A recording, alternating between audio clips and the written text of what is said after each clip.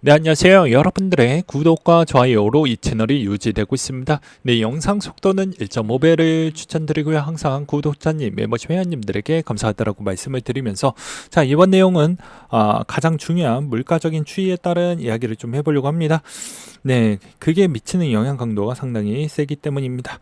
그래서 이번에 이제 연주 의사록부터 좀 보도록 하겠는데요.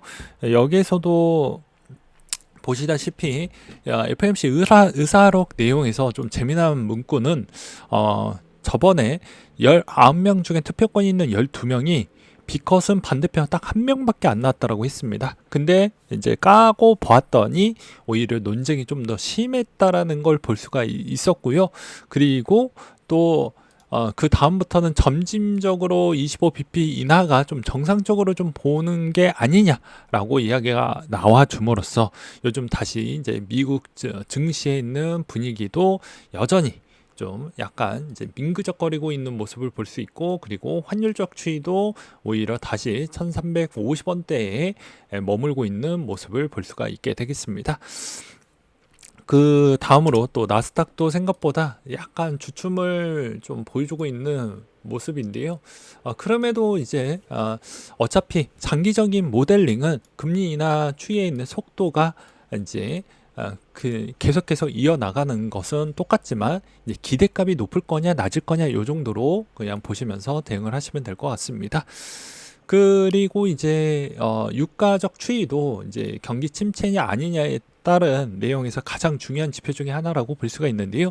준동이 그만큼 많이 이제 좀 불확실성이 많이 커졌고 중국의 부양책까지도 나왔는데 오히려 유가가 생각보다 좀 많이 움직여주지 못하고 있는 배경은, 이거는 뭐 사람들에 따른 의견이 많이 교차되고 있는 실정입니다. 여러분들에 따른 생각도 한번 좀 깊게 생각을 해볼 필요성이 있을 것 같아요.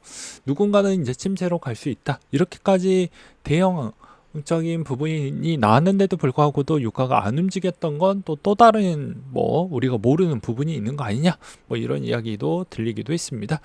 그리고 이제 중요한 부분은 이제 인플레이션 부분에 따른 내용이라고 볼 수 있는데, 이번에 이제 9월 CPI 전체 전년 대비 2.4%, 예상이 2.3 정도가 나왔는데요. 생각보다 이제 내려가는 기울기가, 하락의 기울기가 이제 완만하게 좀 꺾였다라고 볼 수가 있겠죠. 그래서 이 내려가는 속도가 이제 지지부진하게 보여지다 보니까 아마도 오히려 이제 금리 인하에 있는 그 가속도에 있는 추이가 좀 저해될 수 있다라는 내용들이 좀 나와 줌으로써 또 지지부진한 형태를 또 볼 수가 있게 되겠습니다. 여기에서 이제 가장 많은 영향을 끼쳤던 건 식품, 의료 부분이라고 볼 수가 있을 것 같아요.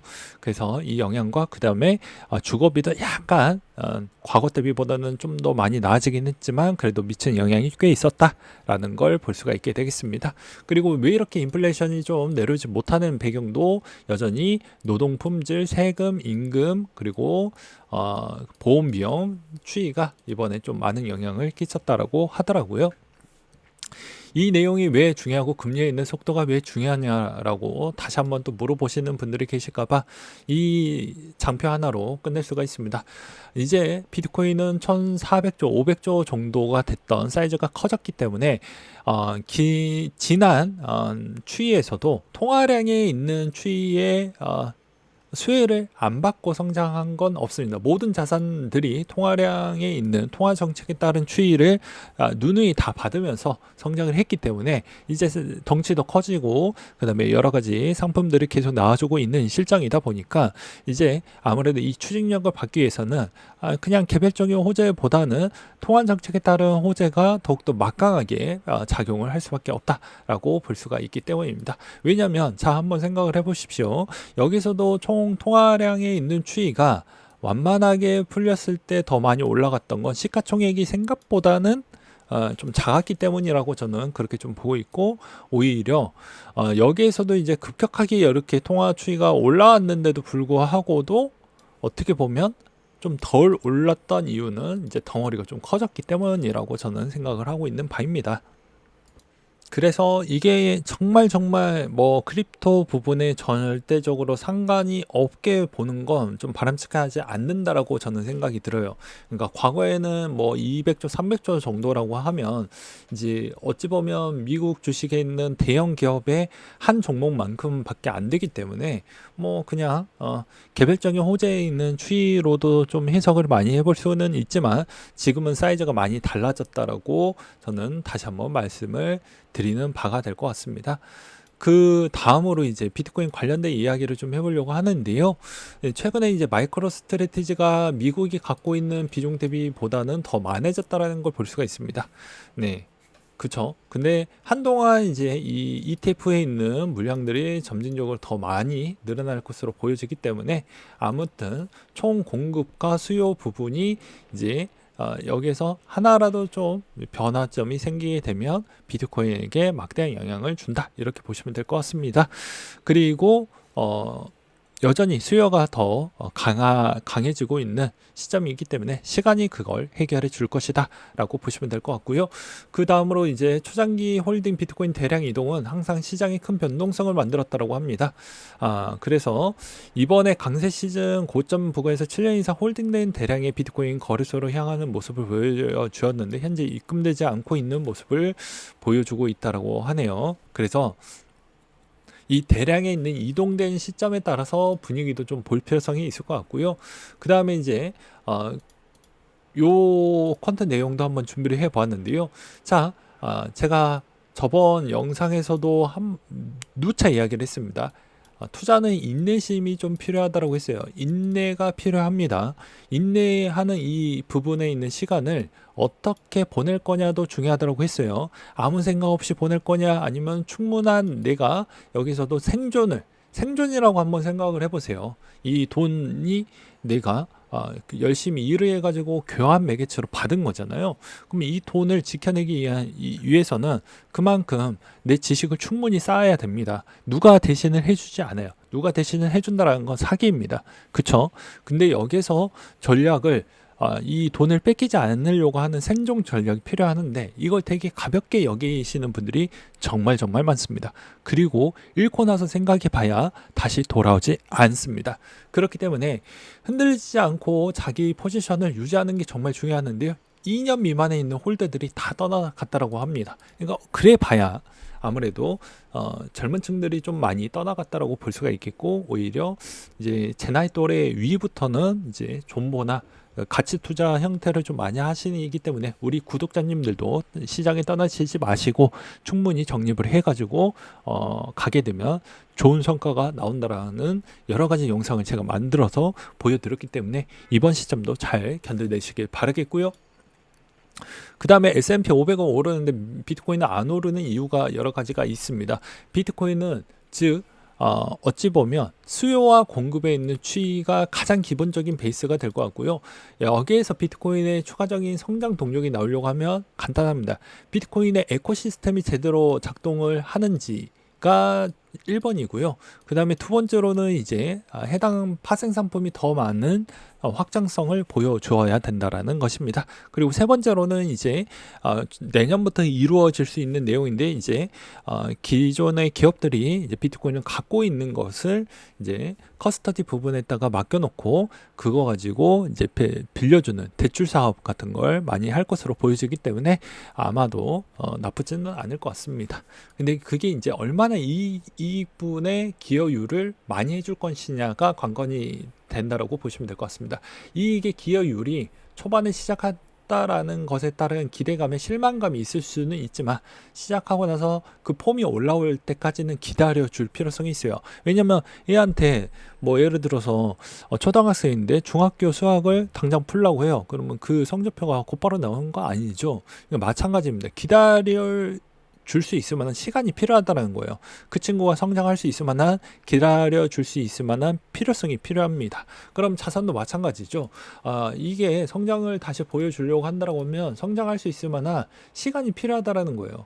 그러면 그때까지는 내가 믿고 기다려 줄 필요성이 있는 겁니다. 근데 여기에서 당장 오르지 않는다라고 하면 내 변화적인 있는 추이에서 어떤 변화가 발생을 할 것 같습니까? 세상의 변화 부분은 별로 안 나오겠죠. 그래서 내가 이 자산을 믿을 수 있냐 없냐에 따라서 결과물이 좀 달라질 것 같고요. 그리고 여전히 이제 통화량이 이제 계속해서 유동성이 풀리게 되는 그 시점부터는 저희와 비슷한 생각을 가지고 계시는 분들이 좀 많이 참여하지 않을까라고 생각을 하고 있는 바입니다. 그 다음으로 이제 좀 본다라고 하면요. 블룸버그 분석가가 비트코인 현물 ETF 옵션은 25년 1분기 때 출시될 것으로 보여진다라는 이야기가 나왔고요. 이게 빨리 되어야 됩니다. 빨리 되어야지 이제 그나마 더 많은 파생 상품들이 꽤 많이 나올 것으로 보여지고요. 마운트콕스 상환 기한이 25년도 10월 31일까지 연장이 됐다고 합니다. 여기서도 특정 유연 상환을 제외하고 상환 조기 일시 상환, 중간 상환은 모두 완료했다고 합니다. 그래서 남은 부분은 이제 비중이 얼마 되지 않으니까 그냥 이것도 굳이 신경 쓸 필요성은 없을 것 같고요. 일본의 상장사 메타플래닛은 뭐 그냥 마이크로스트래티지와 거의 비슷하게 투자를 하는 것 같습니다. 또 질렀습니다. 대단하지 않습니까? 그러니까 일관성 있는 투자가 정말 중요한 것 같아요. 내가 정말 여기에 진심이고 여기에 진짜로 내 판단이 맞는지 안 맞는지는 기한을 둬두고 투자하는 게 전 맞다라고 보고 있는 실정입니다. 그래서 좀 더 기다려 보시길 바라겠고요. 그리고 해시레이트에 있는 구간적인 추이도 그렇게 이제 마진율이 좀 박할 수도 있지만 해시레이트가 오히려 떨어지고 진폭이 있거나 그런 일은 거의 없었습니다. 이게 해시레이트가 약간 좀 해시파워가 조금씩은 줄어든다라고 하면 이제는 좀 위기가 오지 않겠냐라고도 볼 수도 있지만 오히려 이제 그러지 않고 계속해서 해시파워가 꾸준하게 유지를 해주고 있다라는 것도 그나마 이번 형태에서도 추가 상승은 여전히 열려져 있다, 이렇게 저는 보고 있는 실정이고요. 그리고 이제 마의 곡선이 넘었습니다. 이미 안 좋았던 9월달에 이미 지나갔죠. 그 다음에 10월, 11월, 12월 남았는데 통상적으로 나쁘지 않았던 날이 훨씬 더 많았기 때문에 기다려 보시길 바라겠습니다. 여전히 여러분들의 있는 투자 부분은 항상 성장하고 있는 자산에 투자하고 있고 거기에 따른 기대감은 나중에 시간이 지나면 결과물로 나올 것으로 보여집니다. 그때까지는 이 꽉 깨물고 버티시고 또 버티셔서 주변 분들에게 부러움을 살 수 있을 만한 그 정도가 될 때까지는 좀 기다려 보시길 바라겠고요.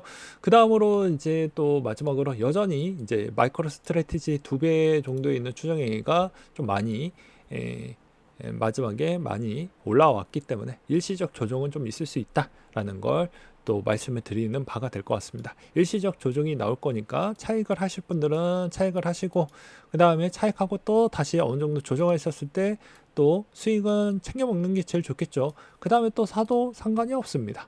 네, 아무튼 적립을 해놓고 수익 날 때까지 적립을 하는 전략으로 가져가도 나쁘지 않기 때문이죠. 네, 오늘 내용은 여기까지 준비를 했고요. 잊지 마시길 바라겠습니다. 인플레이션에 미치는 내용과 통화정책 부분에 따른 추이 절대 잊지 마시길 바라겠고, 그 다음에 한국은행의 기준금리 인하 추이는 별로 신경을 안 쓰셨으면 좋겠습니다. 왜냐하면 3일 전에 가상금리 부분을 어느 정도 이게 내려온 만큼 여기를 지켜 올려서 금감원이 이제 부동산 부분에 가계부채를 좀 신경을 써야 되는 입장이 서로 다른 포지션이기 때문에 그런 점을 좀 봐야 될 것 같고요.